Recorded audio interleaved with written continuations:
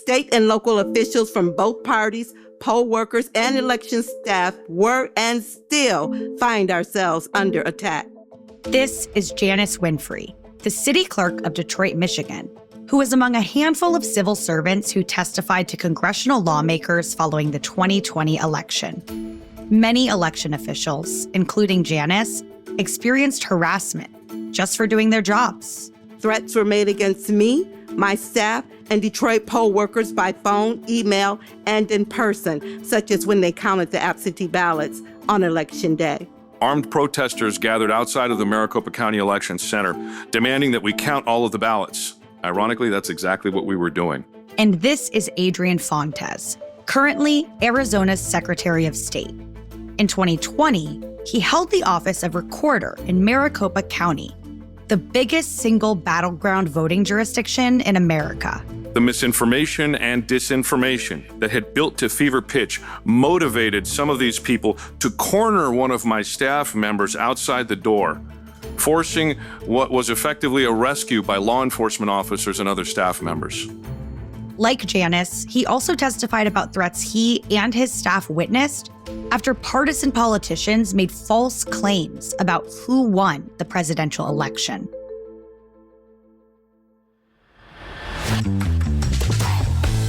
I'm Simone Leeper, and this is Democracy Decoded, a podcast where we examine our government and discuss innovative ideas that could lead to a stronger, more transparent, accountable, and inclusive democracy.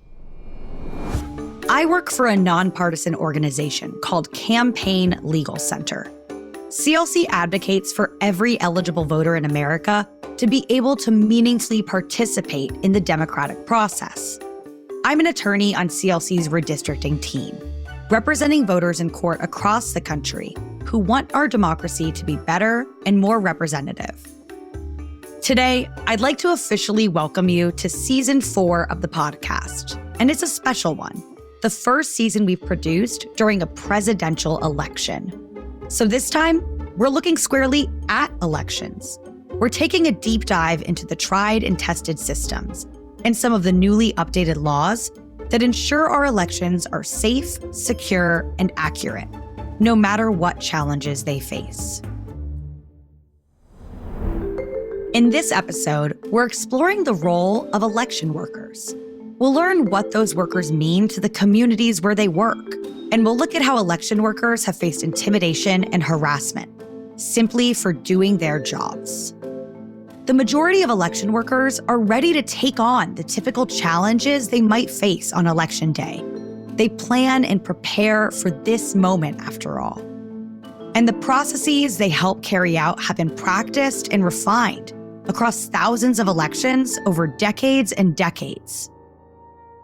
But in recent years, those workers have faced threats and harassment from bad actors who sow distrust in the electoral process for their own political gain. My name is Ruby Freeman.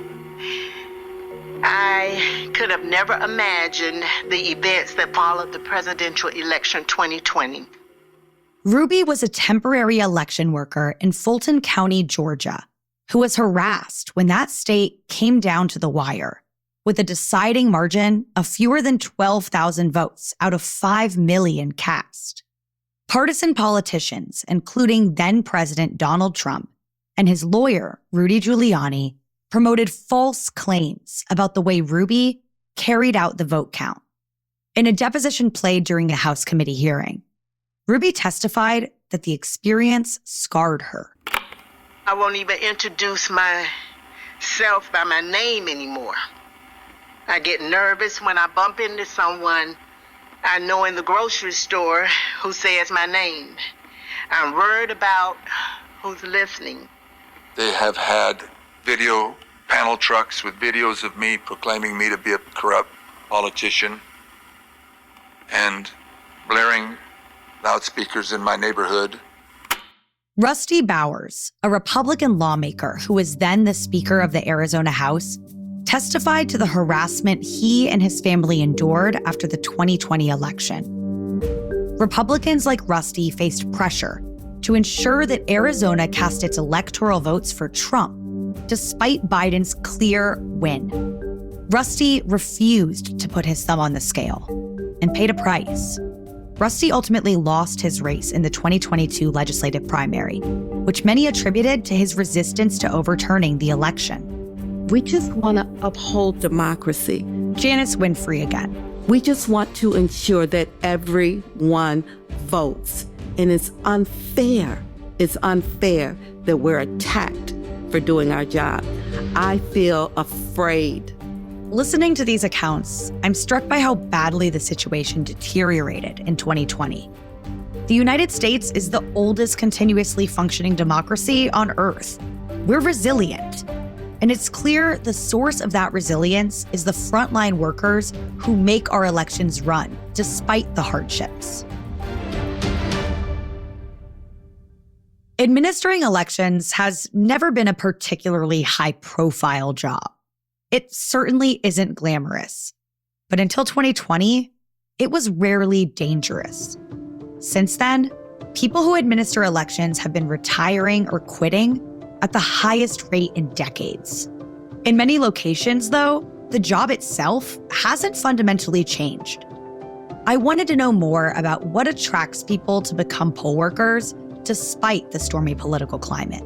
So we reached out to poll workers in a battleground state, Pennsylvania, to ask them, why this job? And why now? When I was growing up, my mother had multiple jobs, did various things. And one of the things that was a big impact on me was, regardless of how many jobs she was working or what she was doing, she volunteered at the polls every year. That's Steve Reisinger. He owns a construction company in Westchester, a small town an hour west of Philadelphia.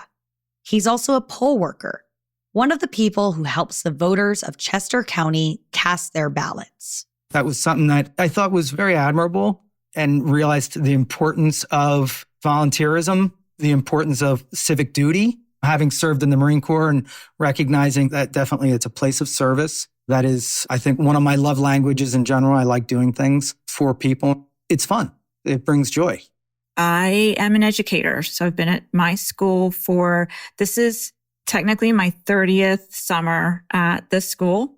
Students call me a teacher of teachers. So when I come into the classroom, they know that I'm a teacher, but I'm also there to help their teachers. And that's Kristina Reisinger, who's married to Steve. Like Steve, she grew up in Westchester, went to the local high school, settled down there. And she's also recently gotten into working at the polls during local elections. Between the two of them, they've worked 3 elections and counting. They take their job very seriously because they take service and the common good seriously. People who get into this, I think they have a heart for civic responsibility, civic duty. I feel like once someone volunteers to do this, it's because they believe in it. I work for our family construction business. It's been around 63 years. I'm 3rd generation owner. I started as an apprentice and then carpenter, and then got the opportunity to purchase a company from my uncle almost 7 years ago, and have been running the company since then. We met at a bar, playing pool. I beat him. She hustled me. Like her husband, Kristina has spent nearly her entire adult life in Westchester, and she wouldn't have it any other way. When we got married, buying a home in or close to the borough of Westchester was really important to us. I love Chester County. We're so close to so many things, whether it's the ocean or the mountains or the city or the country, and it's just beautiful and historic. They both say they were intrigued by the idea of becoming poll workers because of the fellowship they felt when they went to their polling place. The workers there made them feel like they were part of a community. It made them want to give back. I go in to vote every opportunity we have. And going in, many of the people that work at our poll, they live in our neighborhood. So we'd go in and I'd stay there for 15 minutes and jibber jabber with them just about the neighborhood or what's going on or just what's going on in their lives. And while I'd be in there talking to them, then other neighbors would be coming in or friends that we know that live in other neighborhoods. It was a lot of fun to do it. So I volunteered. He got in there ahead of me and he's like, come on, let's do it together. Our daughter is going away to college in a couple weeks. And I was like, this is it. It's time for me to get in there. This is an opportune moment to mention, like so many families in America, Kristina and Steve don't share a political affiliation. When they do talk politics together, they do so with empathy and a light touch. I like to think of myself as more conservative. There's no one party that defines me. I don't really identify as anything except maybe leaning rogue and liberal. We're both coming from very unique places, and we do trust each other's expertise. I trust him to tell me about how certain things are affecting small businesses, local businesses, and he trusts my expertise when I share with him things that are happening in education that he wouldn't know about. We have a rule in our house that we don't talk about politics, finances, or anything after 9 o'clock, 9:30. 9:30 is the big number for us. But politics aren't what brought them to work on elections. They got into this line of service because when they went to vote, they saw something other than a partisan power struggle at play. They saw friends. What's really nice is the team that we work with and the judge that we have in there has been doing it for so long. They know the system, they know the process so well. The business at hand is very systematized. It's very clear. They're just like NASA. There's like planned redundancies for everything. Spoiled ballot has to be documented in triplicate and signed and witnessed. And there's just so many layers to that. But every time I've asked a question of a human, I get a human response. The people who are at the election at the polls, they're your neighbors. Kristina and Steve agree that it's all about the people, not just technical rules and procedures. The human component made the day for me. There was a man who came in and he walked right up to the person I was partnering with, who, by the way, she did not need to be told the names of hardly anybody who walked through that door. And he always goes to her because she always has this portion of the alphabet. And so they had a whole conversation before he signed the ledger to vote. The human touch of neighbor to neighbor connecting was an unlooked for beauty in that day. People in relationships are the most important thing in life. It's all about our relationships and getting involved in your community. It's such a gratifying experience. I believe in giving back to our community. I can't necessarily make a difference across all of America. I can make a difference in my local area. It's important to really put yourself out there and be there for people, because you'll find that you grow as a result of it. It's like the thing that keeps giving back to you in ways that you never expected. That was Kristina Reisinger and her husband, Steve, explaining why they became poll workers in their hometown in eastern Pennsylvania. Our elections are made possible by millions of regular citizens just like them who serve as poll workers all across our country. You can become a poll worker too if you're eligible under your state's laws. It's a great way to learn more about the electoral process in your own community. As we mentioned at the start of this episode, election workers have faced increasing numbers of threats and attacks in recent years. That's why, especially amidst the chaos of a close election, there have to be protections. Steve and Kristina deserve safety on the job. Janice Winfrey, Ruby Freeman, Adrian Fontes, and Rusty Bowers all deserve peace of mind when they're at the office or walking down the street. At CLC, my colleague Kelsey Rogers has been working with state lawmakers and election officials across the country to chart a path forward through the challenges of the past 4 years. Anecdotally, in our discussions with election officials and with administrators, election workers really across the political spectrum, across the country, there is a major undercurrent of concern. Kelsey is CLC's senior manager for state advocacy. It's really taken a toll on the dedicated professionals who help to accurately and fairly administer the elections. CLC has really been dedicated to helping to support states as they pass and implement laws to protect election workers from these harmful threats and violence. Unfortunately, those looking to undermine elections through threatening election workers have been really creative in the past. And so our policy responses have to also be very wide-ranging and creative to try to prevent these types of threats before they happen. To me, this is not a partisan issue. No matter what candidate or party you support, it's vitally important to ensure that officials in your state and in every state can do their job free from harassment.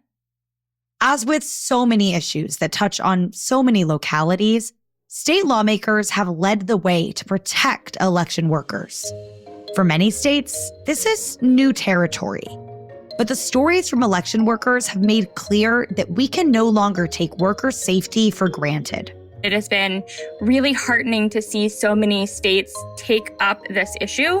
State legislatures have actually done a really magnificent job in recognizing the urgency and the importance of codifying protections for election workers, both from the local level all the way up to state election administrators. There are actually over 15 states that have some form of a law protecting election workers. Most bills now implement some form of criminal penalty for the harming or threatening of election workers. One question states have been considering is whether they need to go further than just protecting election workers at polling places on Election Day. Most voters don't dwell on the election process for more than a few days a year. But for many clerks, election directors, and employees in their offices, preparing for successful elections is a year-round job, meaning that their exposure to potential harms exists 365 days a year. We've been dedicated to trying to support states as they pass laws to protect election workers from harmful threats and violence. We need to make sure that election officials on the ground know about these protections. We need to make sure that prosecutors are aware of these new laws and how they can use them to help protect election workers. It's possible for election workers to be harassed in the run-up to Election Day, after Election Day while the votes are still being counted, or even in the aftermath of an election as retaliation if someone doesn't like the final results. In other words, harassment isn't just limited to polling places. It can take place at election workers' homes or out in public, such as at the grocery store. I would really encourage the states and encourage all of us to think about what a proactive strategy looks like instead of just a reactive strategy, and not forget about election officials during the entirety of the year, right? Think about them in things like the appropriations process, what grants might be provided to help with security in their offices, things like bulletproof glass. There's really a whole host of ways that states can help to support election officials. Getting to know election officials, to really see them, to appreciate them, and to protect them might turn out to be the silver lining of the 2020 election. After all, these civil servants arrived in Washington and in state houses around the country and told lawmakers, listen to us, we need help. And states across America have been answering that call with new protections. Most election workers are people that you know in your communities, right? They are folks who are frequently not paid nearly as much as they should be for the very long taxing hours that they work. They are really thoughtful about ensuring that everyone gets to participate in elections in their community, no matter who your candidates are. They just want to make sure that folks have the ability to access the ballot. At the end of the day, election workers are vital to our democracy. They put in the work before, during, and after Election Day. They're our friends and our neighbors, and they know it's up to them to make sure votes are cast fairly and counted correctly. So when you go to cast your vote in the next election, don't forget to thank them for a job well done. Special thanks to Kelsey Rogers and to Kristina and Steve Reisinger for appearing in this episode. You can find more background information on the topics discussed in our show notes, along with a full transcript of the episode. This season of Democracy Decoded is produced by Jar Audio for Campaign Legal Center.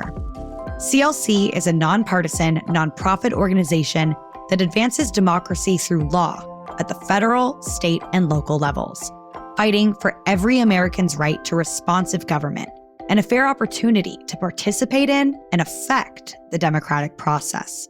You can learn more about us and support our work at campaignlegal.org. I'm your host, Simone Leeper. Thanks so much for listening. If you learned something new today, we'd really appreciate it if you could leave us a review and hit subscribe to get updates as we release new episodes in the coming weeks. Leading the production for CLC are Casey Atkins, Multimedia Manager, and Maddie Tate Smith, Senior Communications Manager for Elections. This podcast was produced by Sam Eifling and Rian Ford, edited and mixed by Luke Badio. Democracy Decoded is a member of the Democracy Group, a network of podcasts dedicated to engaging in civil discourse, inspiring civic engagement, and exploring the future of our democracy. You can learn more at democracygroup.org.